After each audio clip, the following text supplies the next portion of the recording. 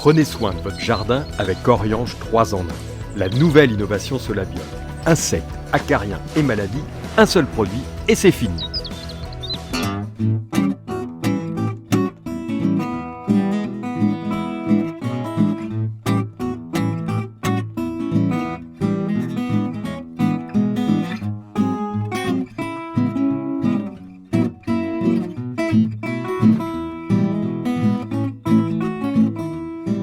Bonjour à tous et très bienvenue pour ce nouveau numéro du quotidien du jardin qui est réservé uniquement aux membres de News Jardin Le Club que nous remercions pour leur fidélité.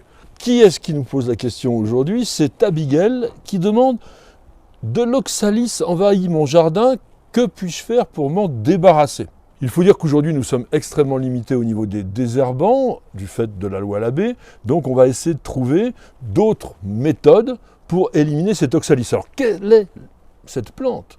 Oxalis corniculé, Oxalis corniculata. Alors, c'est une petite chose qui, normalement, est annuelle, mais qui revient en permanence, surtout que souvent, ça fait comme des espèces de bulbilles. Alors, plante qui ne dépasse pas 5-8 cm de haut. Les feuilles sont légèrement pourprées, on dirait du trèfle d'ailleurs, parfois on peut confondre. En revanche, les fleurs qui apparaissent au printemps et pratiquement durent jusqu'à l'automne de couleur jaune, sont tout à fait bien précises. Cet oxalis, ça envahit partout, partout, partout. Notamment parce qu'il s'insinue au milieu des plantes cultivées et, je vais vous dire, la seule méthode vraiment valable, c'est l'arrachage systématique. Ne tirez pas dessus comme ça parce que vous n'aurez pas la racine, donc il vaut mieux utiliser un couteau de désherbage et vous allez bien gratter.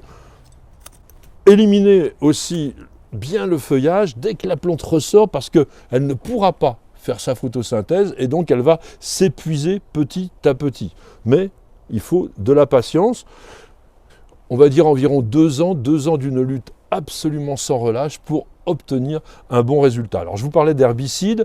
Aujourd'hui on a essentiellement des herbicides à base d'acide pélargonique qui fonctionnent parce que ça va vous brûler le feuillage. Mais comme le désherbage manuel, il va falloir, bien entendu, revenir en permanence sur l'ouvrage de façon à épuiser complètement la plante.